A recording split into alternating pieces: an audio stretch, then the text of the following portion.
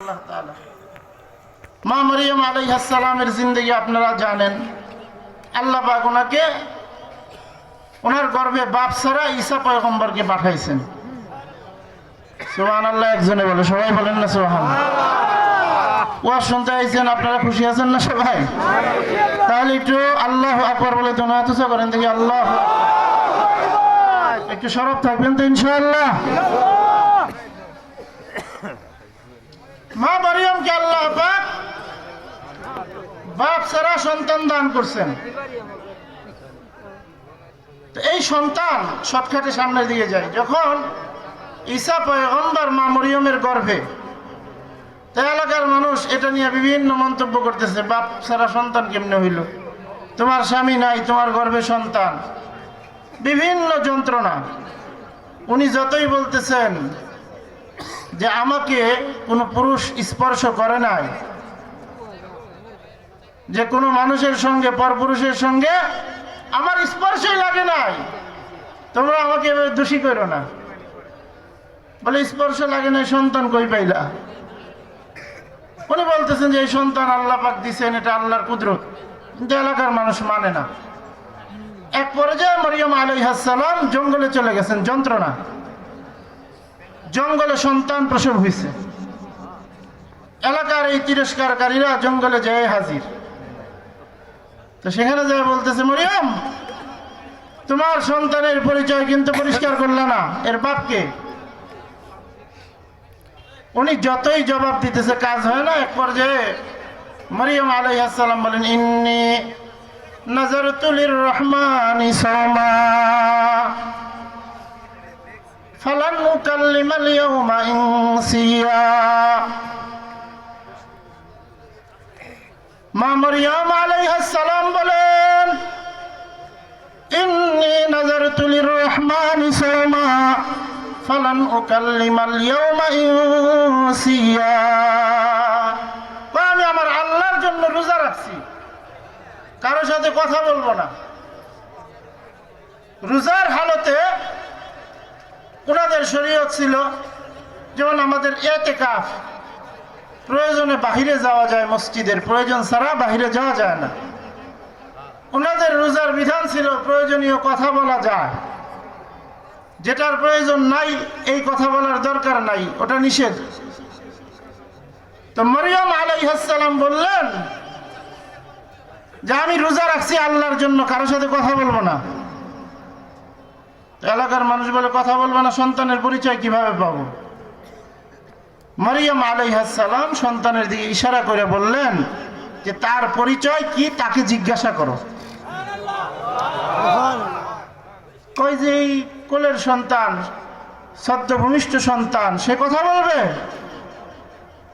মরিয়ম আলাইহিস সালাম বললেন, জিজ্ঞাসা করো।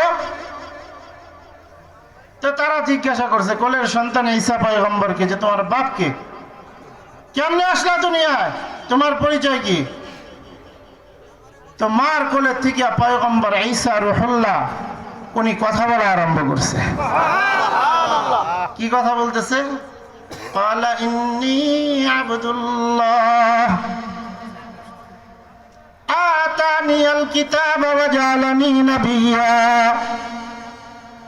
وجعلني مباركا أينما كنت وأوصاني بالصلاة والزكاة ما دمت حيا وبرا بوالدتي ولم يجعل لي جبارا شقيا والسلام علي يوم ولدت ويوم أموت ويوم أبعث حيا الله أكبر বলো।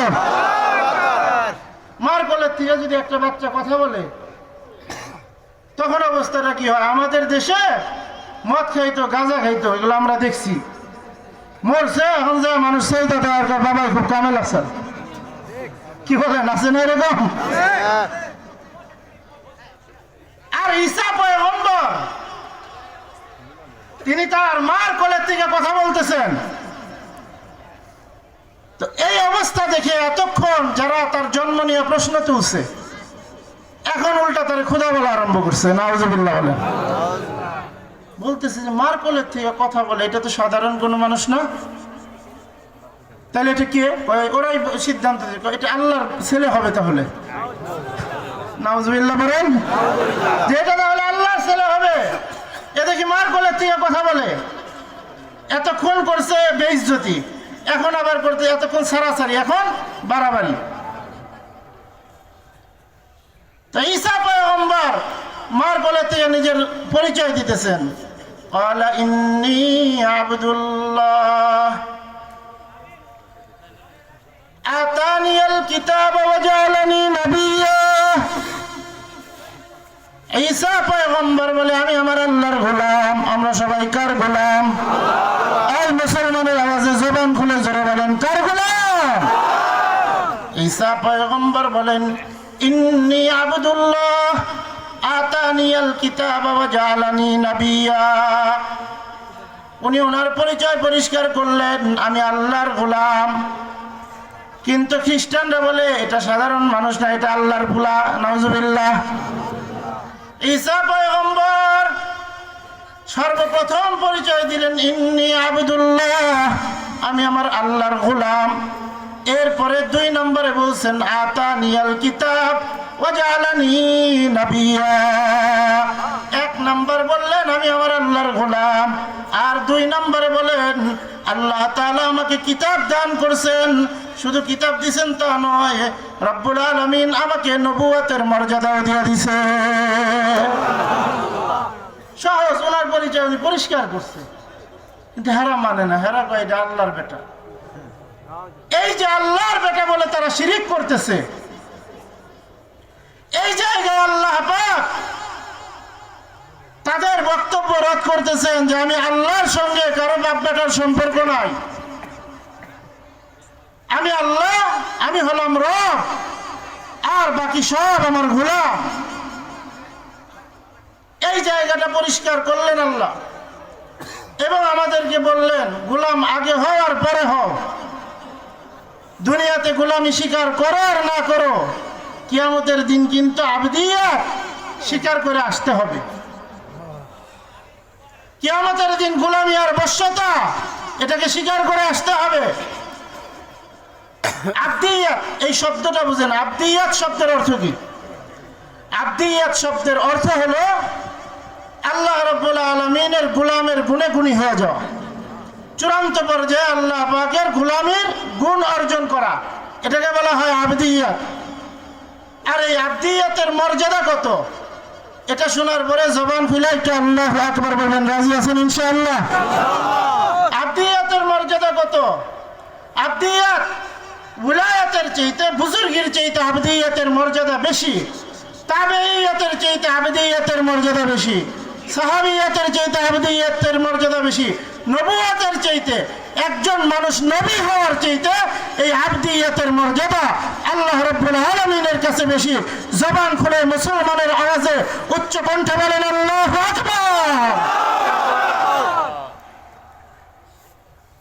আবদিয়াত এটা এমন দামি, এই কারণে পয়গম্বররা আবদিয়াত চাইছে। পয়গম্বররা কি চাইছেন? আবদিয়াত। আল্লাহ পাক ও পয়গম্বরদেরকে নবীর পরিচয় বড় করে দেওয়ার আগে আবদিয়াতের পরিচয় বড় করে দিচ্ছেন। আল্লাহর রাসূল যেদিন আল্লাহ পাকের সবচেয়ে কাছাকাছি গেছেন, ওই সফরটার বর্ণনা আপনারা শুনছেন, সেটা হলো মেরাজ। মেরাজের রজনীতে আল্লাহর রাসূল আল্লাহ পাকের একেবারে কাছাকাছি গেছেন। বরকতময় একটা সফর। এই সফরের বর্ণনা দিতে যা আল্লাহ রাব্বুল আলামিন तमाम বিশ্ববাসীকে জানাইতেছেন যে আমার কাছে কে আসতেছে। সুবহানাল্লাযী আসরা বিআবদিহি লাইলাম মিনাল মাসজিদিল হারাম লাইলাম মিনাল মাসজিদিল হারাম ইলাল মাসজিদিল আকসা আল্লাযী বারাকনা হাওলাহু লিনুরিয়াহু মিন আয়াতিনা ইন্নাহু হুয়াস সামিউল আলীম। আল্লাহ পাক বর্ণনা দিতেছেন যে আমার বান্দা আমার কাছে আসতেছে। সুবহানাল্লাহ বলেন।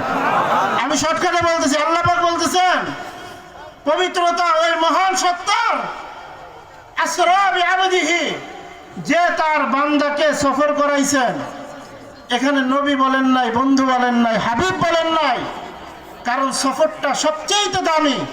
আর আল্লাহর কাছে একজন মানুষের পরিচয় হিসেবে আবদুন আবদিয়াত, আল্লাহর গোলামের পরিচয়, এটা সবচেয়ে দামি।